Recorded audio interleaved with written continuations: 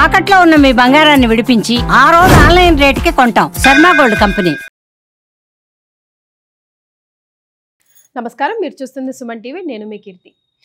ప్రతి సంవత్సరం ప్రతి ఒక్క నెలలో ఏ పనులు చేయాలి, ఏ పనులు చేయకూడదు అంటే ఫర్ ఎగ్జాంపుల్ కొన్ని మాసాల్లో, ఇప్పుడు ఆషాఢ మాసం ఉందనుకోండి, ఆ మాసంలో పెళ్ళిళ్ళు కానీ శుభకార్యాలు కానీ మనం చేయడానికి ఇష్టపడం. దానికి గల కారణం ఏంటి?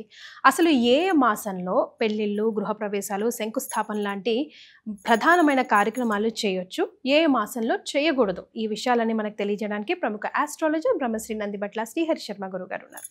నమస్తే గురుగారు. వాగర్థావివ సంపృక్తౌ వాగర్థ ప్రతిపత్తయే జగతః పితరౌ వందే పార్వతీ పరమేశ్వరౌ. ఆదిత్యాయ చ సోమాయ మంగళాయ బుధాయ చ గురుశుక్ర శనిభ్యశ్చ రాహవే కేతవే నమః. శృంగేరి జగద్గురు పీఠాధిపతులకి, కంచి పీఠాధిపతులకి నమస్కారములు తెలియజేసుకుంటూ కార్యక్రమాన్ని ప్రారంభిద్దాం.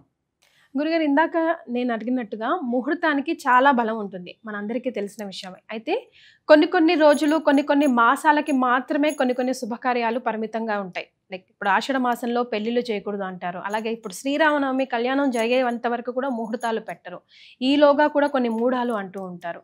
సో అసలు ఏ సందర్భంలో, ఏ మాసాల్లో ఏ శుభకార్యాలు చేయాలి, చేయకూడదు, మనం ఈ వీడియో ద్వారా తెలియజేద్దాం గురుగారు. తప్పకుండానమ్మంటే మనకు ఉగాది ప్రారంభమైన తర్వాత అందరూ కూడా ఎదురు చూసేటువంటిది పిల్లలు ఉన్నటువంటి తల్లిదండ్రులు తమ పిల్లలకి పెళ్ళిళ్ళు చేయాలి, సంబంధాలు చూడాలి. కొంతమందికి ఇల్లు కట్టుకోవాలనే కోరిక ఉంటుంది. ఆ ఇల్లు ఎప్పుడు కట్టుకోవాలి, శంకుస్థాపనలు ఎప్పుడు చేయాలి, ఇలాంటి సందర్భాల్లో చాలా ఉంటుంటాయమ్మా. కాబట్టి ప్రధానంగా రాముల వారి కళ్యాణం జరిగేంత వరకు కూడా ఎటువంటి వివాహ శుభకార్యాలు ఆ 9 రోజుల పాటు పెట్టుకోరు వసంత ఋతువులో. ఓకే, కానీ ముఖ్యంగా ఇప్పుడు ఈ శ్రీ విశ్వవసనామ సంవత్సరంలో 30-31 తారీఖు చాలా అద్భుతమైన ముహూర్తం అని అంటున్నారు కొన్ని కార్యక్రమాలకి. దాన్ని మనం ఏ రకంగా చూసుకోవచ్చు గురుగారు? 30-31 కార్యక్రమానికంటే షడ్గ్రహ కూటమి వస్తుంది. కాబట్టి ఈ షడ్గ్రహ కూటమి అనేటువంటిది కొన్ని సమయం, ముఖ్యంగా వృషభ లగ్నము, కన్యా లగ్నము అద్భుతమైనటువంటి సమయం. కాబట్టి ఈ సమయంలో మనం ఏదైనా కానీ కొన్ని ప్రారంభించడానికి చాలా అనుకూలమైనటువంటి సమయంగా చెప్పబడి ఉంది. అంతవరకే తప్ప వివాహాది శుభకార్యాలకి మాత్రం అనుకూలంగా లేదు. కారణం ఏంటంటే 29వ తారీఖు రోజున అమావాస్య ఏర్పడుతుంది. 30 వెంబడే పాడ్యమి కదా. అసలు పూర్వకాలంలో విద్యకైనా కానీ ఏ శుభకార్యానికైనా కృష్ణ పాడ్యమి, బహుళ పాడ్యమి తిథి పనికిరాదు, రిక్త తిథులు పనికిరావు. పాడ్యమి, చవితి, అష్టమి, నవమి, ద్వాదశి, చతుర్దశి, అమావాస్య ముందు చతుర్దశి, ఈ తిథుల్లో చాలా మటుకు శుభకార్యాలు అనేటువంటివి చేయరు. అయితే కొన్ని ప్రత్యేకమైనటువంటి సందర్భాలలో చంద్రబలంతో పాటుగా మిగతా గ్రహాల ప్రభావం ఉన్నప్పుడు చవితి రోజునైనా కానీ, అష్టమి రోజునైనా కానీ, నవమి రోజునైనా కానీ వివాహాలు జరిగినటువంటి సందర్భాలు ఉన్నాయి. సాక్షాత్తు మా సొంత చెల్లెల వివాహమే అష్టమి తిథి రోజున జరిగినటువంటిది. కాబట్టి అష్టమి తిథి నాడు అది మనలో ఒక పడిపోయింది మార్క్, అష్టమి పనికిరాదు, చెడ్డది. మరి అటువంటి అష్టమి తిథి రోజున ఈ యొక్క లోకానికి గురువైనటువంటి శ్రీకృష్ణ భగవానుల వారు ఎలా పుట్టారు? ఆయన ఎంచుకొని అష్టమి రోజున పుట్టాడే. కాబట్టి అదేమీ పెద్దగా పట్టించుకోవాల్సిన అవసరం లేదు. కానీ వీటన్నిటికంటే తిథి కంటే ఆయన అన్ని కష్టాలు పడ్డారు.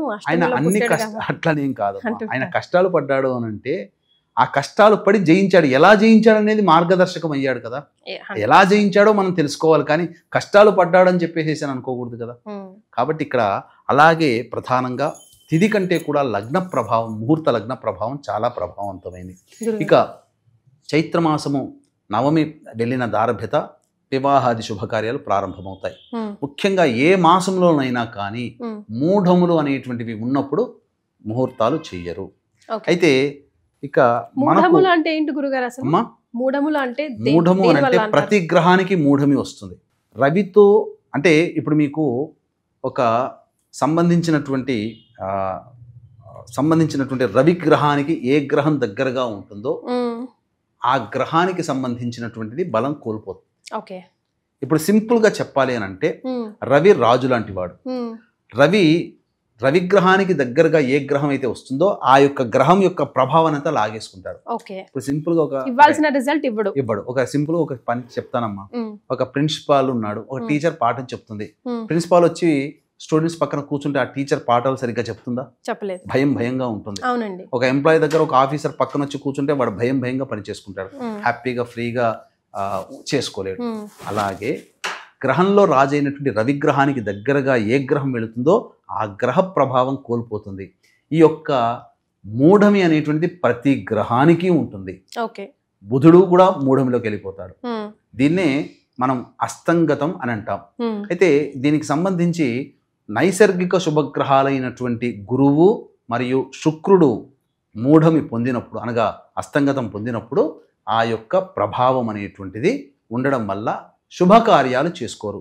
శుభకరులు గురువు శుక్రుడు. శుక్రుడు అంటే దాంపత్యానికి కారకుడు, అలాగే వివాహానికి కారకుడు. గురువు అంటే ధనానికి కారకుడు, సమస్త విధ శుభాలకి కారకుడు. అటువంటి యోగగ్రహాలు కూడా బలీయంగా లేకుండా ఉన్నటువంటి సందర్భం కొన్ని రోజులు ఉంటాయి. కాబట్టి ఆ రోజుల్లో వివాహాది శుభకార్యాలు కేవలం వివాహమే కాదు ఏ పని చేయలేదు. ఇప్పుడు సంబంధించి ఉగాది వరకు అనగా 29వ తారీఖు వరకు శుక్రమూఢం ఉంది. కాబట్టి ఎటువంటి శుభకార్యాలు చేయడానికి వీలు లేదు. ఓకే. ఇక తదనంతరం చైత్రమాసం అయిపోతుంది. వైశాఖ మాసంలో ఏ మాసంలోనైనా మూఢములు పనికిరావు. జ్యేష్ఠ మాసంకి వచ్చేసేసరికి చాలా మంది ఇంట్లో పెద్ద ఉన్నటువంటి అనగా కుటుంబ పెద్ద అనగా పిల్లలో పెద్ద మగవాడు, అమ్మాయిల్లో పెద్ద అమ్మాయి జ్యేష్ఠ మాసం. ఈ 3 జ్యేష్ఠలు వివాహానికి పనికిరావు. జ్యేష్ఠ మాసంలో అబ్బాయి మన కుటుంబంలో పెద్దగా పుట్టినటువంటి అబ్బాయి, చిన్నగా పుట్టినటువంటి అమ్మాయి 2 జ్యేష్ఠలు వస్తాయి. జ్యేష్ఠ మాసము జ్యేష్ఠము, జ్యేష్ఠ కుమారుడు లేదా జ్యేష్ఠ కుమార్తె 2 జ్యేష్ఠలు పనికిరావు. కానీ ఇరువురి దంపతుల విషయంలో వివాహం చేసుకునేటువంటి అబ్బాయి అమ్మాయి యొక్క నక్షత్రాలలో జ్యేష్ఠ నక్షత్రం ఒకటై ఉండి ఈ అబ్బాయిలో అమ్మాయిలో ఎవరైనా పెద్దవాళ్ళు అయ్యుంటే ప్లస్ జ్యేష్ఠ మాసంలో పెళ్లి చేయకూడదు. త్రిజ్యేష్ఠ అంటారు, చతుర్జ్యేష్ఠ అని కూడా అంటుంటారు. ఏంటి అని అంటే అబ్బాయి అమ్మాయిలు ఇద్దరు కుటుంబంలో పెద్ద అయ్యుండి ఇద్దరి నక్షత్రంలో ఏదైనా జ్యేష్ఠ నక్షత్రం అయ్యుండి జ్యేష్ఠ మాసం పనికిరాదు. అంతేకాకుండా ముగ్గురు పెద్దవాళ్ళు అయ్యుండి ఎవరి నక్షత్రమైనా జ్యేష్ఠ అంటే అసలు వివాహమే పనికిరాదు. ఏ మాసంలోనైనా కానీ చేయకూడదు. త్రిజ్యేష్ఠ పనికిరాదు అని అంటారు. ఇక జ్యేష్ఠ మాసం అయిపోయింది. ఆషాఢ మాసం. ఆషాఢ మాసంలో ఎటువంటి శుభకార్యాలు చెయ్యకూడదు కూడా. అది సందర్భంగా. ఇక పర్టికులర్ రీజన్ అనేటువంటిది అన్నప్పుడు ఏంటంటే వర్షాకాలానికి అనగా తొలకరి జల్లులు ఉంటాయి. తర్వాత పంట చేతికి వచ్చేటువంటి సందర్భంగా, పంట వేసుకునేటువంటి సందర్భంగా వ్యాధులు కూడా ప్రబలుతూ ఉంటుంటాయి. ఈ సందర్భంలో శుభకార్యాలు అంటే గ్యాదరింగ్, శుభకార్యం అంటే ఏంటి? గ్యాదరింగ్, మాస్ గ్యాదరింగే కదా. అటువంటి వాటికి అవకాశం ఇవ్వరు. ఇది కారణం. తర్వాత వెంబడే ఆషాఢంగా శ్రావణ మాసం వస్తుంది. శ్రావణ మాసంలో కూడా పెళ్లిళ్ళు చాలా సందర్భాల్లో చేయరు కదా గురుగారు. కానీ నాకు ఇక్కడ శ్రావణ మాసానికి వెళ్లే ముందు ఇంకొక ప్రశ్న గురుగారు. ఆషాఢ మాసంలో మనం మాత్రమే చేయం, కానీ ఇతర రిలీజియన్ వాళ్ళు కంపల్సరీ ఖచ్చితంగా చేస్తారు. ఆషాఢ మాసంలో చేసుకుంటారు. కేవలం కూడా ఇక్కడ ఏంటంటే మనకి ఎలా కలిసి రాదు, వాళ్ళకి ఎలా కలిసి వస్తుంది. ఇప్పుడు ఇక్కడ సిద్ధాంతంలో తేడా అనేటువంటిది ఉండడం. మనం ఏంటి పాత గణిత ప్రకారము లేదా దృక్ సిద్ధాంతం పాటిస్తాం. తమిళియన్స్కి మనకు 15 రోజులు తేడా ఉంటుంది. మనకు ఆషాఢ మాసం ప్రారంభమైతే వాళ్ళకి ఆషాఢ మాసం అనేటువంటిది కాకుండా మంచి మాసాలు ప్రారంభమవుతాయి. అందువల్ల వాళ్ళ పంచాంగం ప్రకారం అది అనుకూలమైనటువంటిది. ఇక్కడ మూఢములు అనేటువంటివి మనమే పాటిస్తున్నాం, కానీ నార్త్ సైడ్ ఎవ్వరూ ముహూర్తాల్లో మూఢములు పాటించరు. అసలు నార్త్ సైడ్ వాళ్ళకి మూఢాలు అనేటువంటివి అవసరం లేదు, అసలు కాన్సెప్టే లేదు వాళ్ళకి. ఇది ఒక జొప్పించారు, ఇది జనాల్లో నానుకుపోయింది. ఇక దీన్ని మనం ఆ జాడ్యం నుంచి మనం తీసుకురాలేము. కాబట్టి ఖచ్చితంగా మూఢం అనేటువంటిది పాటిస్తూ ఆచారం మనకు వచ్చింది. కానీ శాస్త్రం ప్రకారం అయితే ఈ మూఢమి అనేటువంటిది లేదు. కానీ వేరే రిలీజియన్స్ వాళ్ళు కూడా ఖచ్చితంగా ఆషాఢంలో ఎక్కువ చేసుకుంటారు. అంటే వాళ్ళ రిలీజియన్ ప్రకారం, వాళ్ళ పద్ధతి ప్రకారం చేసుకుంటారు. శ్రావణ మాసంలో చాలా మంది ఎందుకు వివాహాలు చేయరు అని అంటే, శ్రావణ మాసంలో ముఖ్యంగా లక్ష్మీ స్వరూపముగా చూస్తారు.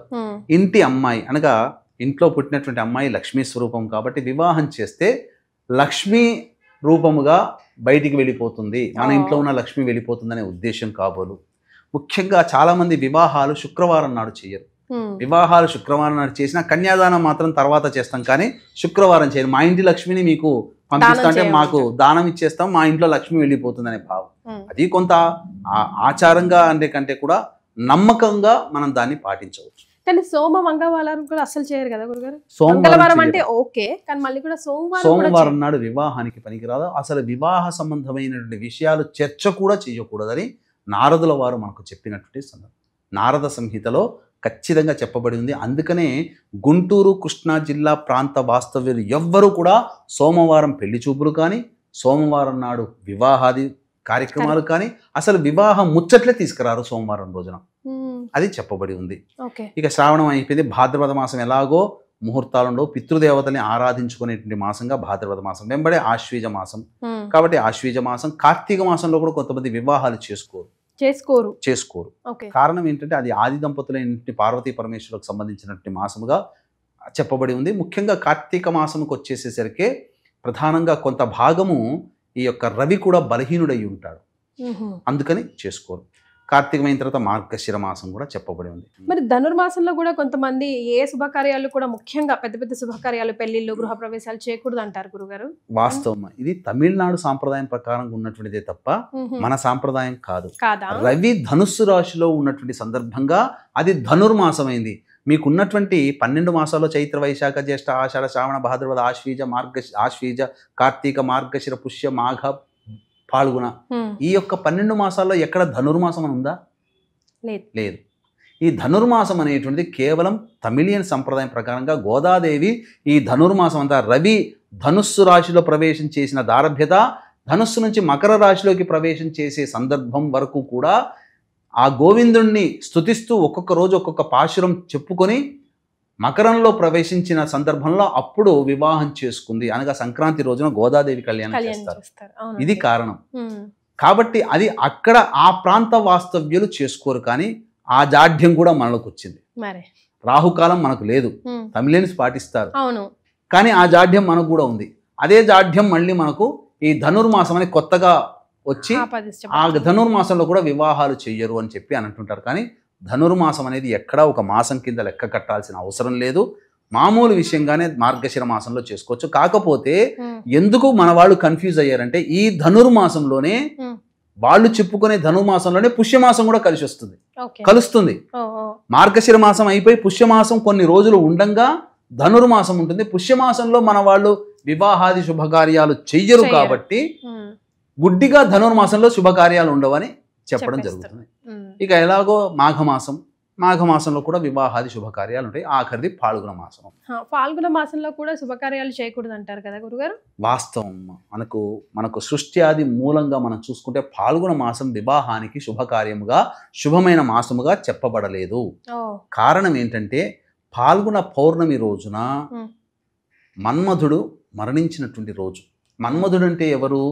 సింపుల్ గా చెప్పాలి, మనం చెప్పుకోవాలంటే లవ్ అండ్ అఫెక్షన్ ఇద్దరు దంపతుల మధ్యన కలిగించేటువంటి వ్యక్తి అని చెప్పవచ్చు.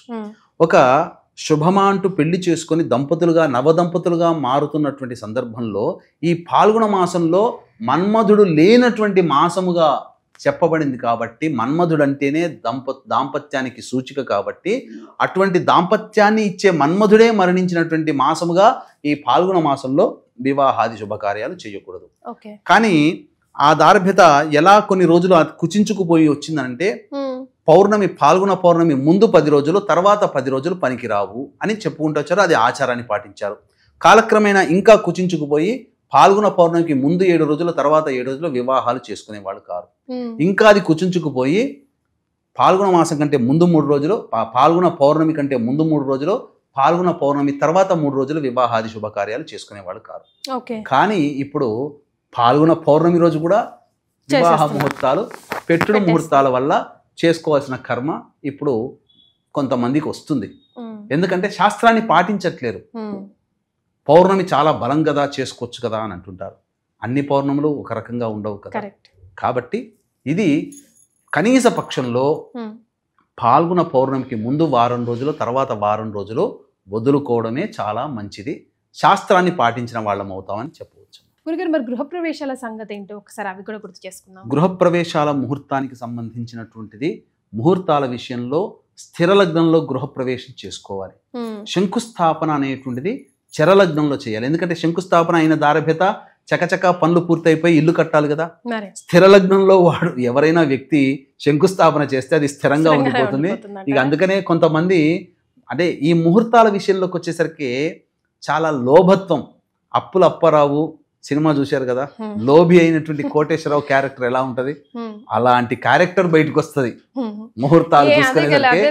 అంటే ఎక్కువ శాతం ఏదో సినిమాలో రెమో అనే వస్తాడు చూడండి, విక్రమ్ సినిమా ఏదో ఉంది కదా, ఆ సినిమాలో అపరిచితుడు లాగా వాళ్ళలో దాగి ఉన్నటువంటి లోభి ఈ ముహూర్తాల విషయంలోకి, ముహూర్తం పెట్టించుకునే విషయంలో చక్కటి వాళ్ళని సంప్రదించకుండా తూతూ మంత్రంగా పెట్టేటువంటి పెట్టుడు ముహూర్తాలు వాళ్ళ దగ్గరికి వెళ్ళిపోయి 100-200 ఇస్తే ముహూర్తం పెట్టేస్తారు కదా అని ఆ 200కే గొప్పగా డబ్బులు మనం పెట్టాం ముహూర్తానికి అని సంతోషపడుతూ నేను చాలా సేవ్ చేసుకున్నాను డబ్బుల్ని ముహూర్తాల విషయంలో అని చెప్పి పాపం మానవుడు మనుష్యుడు అలా తన యొక్క సేవింగ్స్ని ఇక్కడ చేసుకున్నాను అని చెప్పేసేసి ఆనందపడిపోతుంటాడు. మంచి బ్రాహ్మణుని పెట్టుకోలేకపోవడం కూడా దౌర్భాగ్యమైన స్థితి. ఎన్నో లక్షలు కోట్లు పెట్టి ఇల్లు కడతారు, ఒక మంచి విద్వత్తు కలిగినటువంటి బ్రాహ్మణుని పెట్టుకోరు. ముహూర్తాల విషయంలో ఒక మంచి పండితుడి దగ్గరికి వెళ్ళి చక్కటి ముహూర్తాన్ని పెట్టుకోరు, ఆనందంగా జీవించాల్సినటువంటి ముహూర్తం పెట్టుకోరు. కొంతమంది హస్త నక్షత్రంలో పెడతారు గృహప్రవేశ ముహూర్తం, హస్తం పరహస్తగతం. అందుకనే హస్త నక్షత్రంలో గృహప్రవేశం చేసుకున్నటువంటి దారభ్యత చోర భయము అని కలుగుతుందని శాస్త్రం చెబుతుంది. చోర భయం అంటే దొంగలు ఎత్తుకెళ్తారు అని. ఇంటిని ఏం దొంగలు ఎత్తుకెళ్లరుగా, ఇల్లు అక్కడే ఉంటుంది. కానీ పాపం అందరూ కూడా లోన్లు తెచ్చుకొని కట్టుకుంటారు. కొంతకాలానికి ఆ నక్షత్ర ముహూర్త ప్రభావం వల్ల ఆ ఈఎంఐలు కట్టుకోలేనటువంటి పరిస్థితి రావడం వల్ల ఏం జరుగుతుంది, ఆఫీసర్లు ఆ ఇంటిని జప్తు చేసుకుంటారు, వాళ్ళు తస్కరించుకుంటారు, వాళ్ళ పరం చేసుకుంటారు. ఇది అందుకనే చాలా మంది వాహనాలు కొనుక్కుంటారు, కార్లు కొనుక్కుంటారు, కానీ ఈఎంఐలు కట్టలేక ఫైనాన్స్ చేసిన వాడికి ఇచ్చేసేస్తారు. ఎందుకంటే ముహూర్తం సరిగ్గా, అన్నిటికీ ముహూర్తం ఉండాలి. ఇంకొక ముహూర్తానికి అద్భుతమైనటువంటి తార్కాణం చెప్పమంటారా, హరిహర బుక్కరాయిలో వీళ్ళందరూ కూడా ఈ భారతదేశంలో సనాతన ధర్మం ఉండాలి, మొఘల్స్ ముస్లిం పాలకుల యొక్క దౌర్భాగ్యమైనటువంటి దీనస్థితి నుంచి బయటపడాలి, ఒక మంచి ముహూర్తం పెట్టండి అయ్యా అని చెప్పి ఆనాటి శృంగేరి పీఠాధిపతి అయినటువంటి విద్యారణ్య స్వాముల వారు, మన తెలుగువాడు, మహబూబ్ నగర్లో పుట్టాడు, గర్వించదగినటువంటి పీఠాధిపతి. ఆయన ముహూర్తం పెట్టినప్పుడు అప్పట్లో వాచులు లేవు కాబట్టి ముహూర్తం మాకేదో తెలియదు కదా, మంచి ముహూర్తం మీరు పెట్టండి, మీరు ఎలా సూచిస్తారు అని అంటే ఆ ముహూర్త సమయానికి నేను వస్తాను, వస్తూ నేను శంఖానాదం చేసుకుంటూ వస్తానని చెప్పాడు. అదే ముహూర్తం పెట్టండి అని అన్నారు. కానీ అదే సందర్భంలో విశ్వబ్రాహ్మణుల యొక్క సంబంధించినటువంటి ఒకళ్ళు ఊరేగుతూ వెళుతూ ఉండి శంఖానాదం చేసుకుంటూ వస్తుంటారు. గురువుగారే వస్తున్నారు కదా అని చెప్పి రాజ్యస్థాపన ముహూర్తం పెడతారు. అయిపోయి అందరూ సంతోషంగా శంకుస్థాపన అయిపోయింది అనుకుని కొన్ని క్షణాలకే మళ్ళీ శంఖనాదం వినబడుతుంది. అప్పుడు విద్యారణ్య స్వాముల వారు వస్తారు. పెట్టారంటే ఇప్పుడు వస్తున్నారంటే అంతకుముందే మీరు శంఖనాదం చేశారు కదా అని అంటే అప్పుడు దివ్య దృష్టితో చూస్తాడు. ఎవరో విశ్వబ్రాహ్మణుల వారు వాళ్ళు ఆర్భాటంగా వెళుతూ శంఖనాదం చేసుకుంటూ వెళ్ళారు, ఇది కదా, దీని ప్రభావం వల్ల కేవలం 400 సంవత్సరాలు మాత్రమే రాజ్యం చేస్తారయ్యా మీ వంశం వాళ్ళు, కానీ ఒక గొప్ప యోధుడు మాత్రం పుడతాడు, వంశానికి వన్నె తీసుకుని వస్తాడు, 400 సంవత్సరాల తర్వాత ఇది పరహస్తగతం అయిపోతుంది అని చెప్పి విద్యారణ్య స్వాముల వారు చెప్పగానే దానికి తగ్గట్టుగానే 400 సంవత్సరాలు రాయలవారి వంశం పరిపాలిస్తారు. తదనంతరం ఫ్రెంచ్, డచ్, బ్రిటిషర్సు, మొఘల్సు వీళ్ళందరూ తయారయ్యారు, మన భారతదేశాన్ని నాశనం చేశారు. అది జరిగింది. కానీ శ్రీకృష్ణదేవరాయ లాంటి గొప్ప యోధుడు వంశానికి వన్నె తెచ్చేవాడు వాళ్ళ వంశంలో పుట్టాడు, చెప్పిన వాక్కు ప్రభావం వల్ల. కాబట్టి ఇది ముహూర్తానికి బలముంది అని చెప్పడానికి ఇది ఒక్కటి తార్కాణం చాలు. ఇది హిస్టరీ, ఎప్పుడో యుగాల కింద జరగలేదు, 100 సంవత్సరాల కింద జరిగింది. ఇది అందరికీ తెలిసిందే. చాలా సంతోషం గురుగారు. అసలు ఈ సంవత్సరం అనే కాదు, ఇన్ జనరల్లో కూడా శుభకార్యాలు ఏ మాసంలో చేయాలి, చేయకూడదు, ఈ వీడియో ద్వారా మనం సుమన్ టీవీ ప్రేక్షకులకి అందించాం. ధన్యవాదాలు. సర్వం శ్రీ ఉమామహేశ్వర పరబ్రహ్మార్పణమస్తు.